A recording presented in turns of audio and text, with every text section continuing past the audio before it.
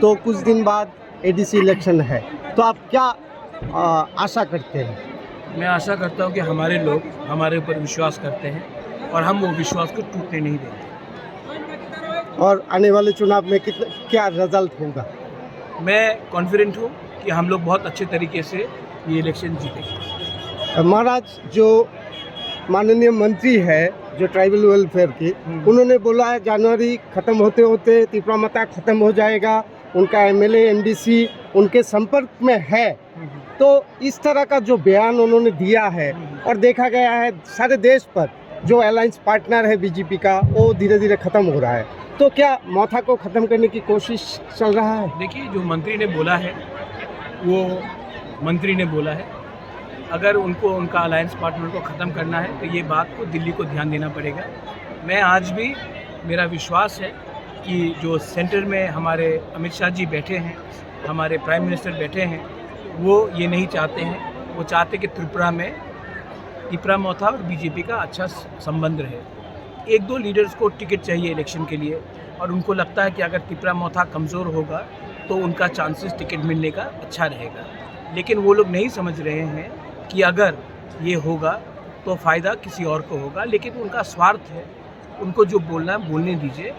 मैं किसी और पार्टी का लीडर का कमेंट्स में बयान नहीं देना चाहता हूँ। सिर्फ एक ही बात बोलना चाहता हूँ कि हमारे लोग इतने नादान, इतने सीधा साधा नहीं है। हमारे लोग जानते हैं कि पब्लिक का सपोर्ट आज भी हमारे साथ है और उनको जो भी बोलना है बोलने दीजिए। अंत में पब्लिक जवाब देगी कि कौन कहाँ में है, और पब्लिक के पास जो प्यार है, सपोर्ट है, वो पब्लिक डिसाइड करेगी, ना कि कोई नेता। महाराज, और दूसरी एक बात है कि जनजाति एक लीडर ने बोला है कि महाराज ककबरक लैंग्वेज को लेके राजनीति कर रहा है, कि उनके पास मौका था एकॉर्ड के टाइम कि वो उस एकॉर्ड में शामिल कर सकते थे, नहीं किया। कौन लीडर ने बोला? हाँ, कौन लीडर ने बोला? रामपद जमातिया ने उस दिन बोला है कि अलग से बना के वो। देखिए, रामपद जमातिया थोड़ा सा उम्र हो गया उनका, मैं इसका इज्जत करता हूँ। आप लोग उस लीडर का कमेंट लेकर मेरे पास मत आइए।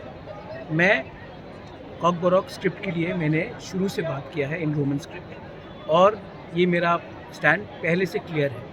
रामपद जमातिया का स्टैंड बहुत क्लियर है कि वो धर्म के राज्य नाम में हमारे तिपरासा को डिवाइड करना चाहते हैं। अगर उनको अंग्रेज़ी लैंग्वेज से इतना प्रॉब्लम है तो सबसे पहले अपने पार्टी के लीडर को बोलिए कि उनके बच्चे को इंग्लिश मीडियम स्कूल में ना भेजे, डॉन बॉस्को होली क्रॉस में ना भेजे और बंगाली मीडियम स्कूल में भेजे। जब उनके लीडर्स अपने बच्चे को, उनके मंत्री के लीडर्स, उनके एमएलए के लीडर्स अपने बच्चे को बंगाली मीडियम स्कूल में भेजेंगे, तब मैं उनसे बात करूँगा। पहले अपना घर को सफ़ा कीजिए, उसके बाद हमारे कम्युनिटी के बारे में बात कीजिए। मैं अपने जाति के लिए पॉलिटिक्स नहीं करता हूँ। मैं पॉलिटिक्स में पैसे कमाने के लिए, पोस्ट लेने के लिए नहीं आया हूँ। मैं पॉलिटिक्स में आज हूँ क्योंकि मुझे अपना कम्युनिटी को उठाना है। जिस दिन हमारा कम्युनिटी का प्रॉब्लम सॉल्व हो जाएगा, मैं पॉलिटिक्स में भी नहीं रहूँगा। लेकिन मेरा उद्देश्य है कि अपने कम्युनिटी को, अपने स्टेट को, हमारे स्टेट में आज जो बेरोज़गारी है वो क्यों है? क्योंकि हमारे पास बंगाली हो, तिपरासा हो, मणिपुरी हो, हमारे पास एजुकेशन सिस्टम ऐसा नहीं था जिससे, जैसे कि आप कंपेयर करेंगे मेघालय से, आप कंपेयर करेंगे नागालैंड, अरुणाचल से, जहाँ में लोगों को बाहर जाके भी नौकरी मिलता है। इसके लिए मैं रोमन स्क्रिप्ट के बारे में बात कर रहा हूँ। इसके लिए मैं ऐसे लैंग्वेज को प्रमोट करने की बात कर रहा हूँ। मैं बंगाली के एकदम विरुद्ध नहीं हूँ, मैं हिंदी के एकदम विरुद्ध नहीं हूँ। मैं चाहता हूँ कि बंगाली भी फ्लरिश करे, देवनागरी भी फ्लरिश करे, और हमारा जो लोगों का डिमांड है कि कॉकबोरॉक काउ ब्रू हम रोमन स्क्रिप्ट में पढ़े, उसको भी उसका भी एक सोल्यूशन निकले, उसमें भी हम आगे बढ़े। तो रामपद जमातिया ने जो बोला है वो पहले अपना घर को सफा कर ले। मैं रामपद जी के खिलाफ नहीं बोलना चाहता हूँ। उसका एक आइडियोलॉजी है, उसका एक सोच है जो कम्युनिटी से ज़्यादा बड़ा है, उसका सोच अलग है, और मैं रामपद जानता भी हूँ, उसमें मेरा सहमति नहीं है। इसका ये मतलब नहीं है कि मैं उसका आदर नहीं करता हूँ, लेकिन मैं उससे अग्रीमेंट में नहीं हूँ। महाराज, आप इतने दिन से दिल्ली में है, तो इतने दिन नहीं, मैं सिर्फ 2 दिन के लिए गया। नहीं, बीच में नहीं, 2 दिन के लिए गया। अच्छा, और मैं कल ही वापस आ गया। अच्छा महाराज, एकॉर्ड के बारे में कुछ चर्चा हुआ है या कोई डेट? देखिए, अभी एडीसी इलेक्शन है, मुझे नहीं लगता, मैं जानता हूं कि अमित भाई ने भी, अमित शाह होम मिनिस्टर माननीय अमित शाह ने भी कहा था कि मैं करना चाहता हूं, 6 महीने का डेडलाइन भी दिया गया था। लेकिन त्रिपुरा में मैंने कुछ बयान सुना है और बहुत क्लियर है कि त्रिपुरा में एक दो लीडर्स हैं, सब लीडर्स नहीं हैं, बीजेपी में भी बहुत लीडर्स हैं जो अकॉर्ड चाहते हैं, लेकिन एक दो लीडर्स हैं जिनको लगता है कि अगर आज अकॉर्ड साइन किया गया तो हमारा जो जनजाति है, तिपरासा है, इंडिजिनस है, वो उठ जाएगा। अगर हम उठ गए तो उन दुकान बंद हो जाएगा। इसके लिए जैसे कि जब एडीसी भी बन रहा था 84 में, तो बहुत लीडर्स थे।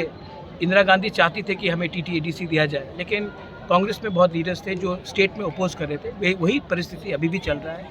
लेकिन मैं आशा करता हूँ कि गवर्नमेंट ऑफ इंडिया तिपरासा के बारे और उनका जो स्थानीय लोग हैं उनके बारे में चिंता करें और हमें अपना अधिकार, हम एक्स्ट्रा कुछ नहीं मांग रहे, जो संविधान के अंदर हमारा अधिकार है वही मांग रहे, वो देंगे। और मैं आशा करता हूँ कि ये जो लोकल लीडर्स है एडीसी इलेक्शन के रिजल्ट के बाद खुद ब खुद जब रिजल्ट निकलेगा तो चुप हो जाएंगे। और आने वाले एडीसी इलेक्शन में क्या आप सिंगल फाइट करेंगे या? मैंने तो आज तक नहीं बोला कि हम 28 के 28 सीट फाइट करेंगे। ये बात सबसे पहले हमारे आदरणीय माननीय रिस्पेक्टेड मानिक शाह जी ने बोला और मैंने ये बात नहीं कहा।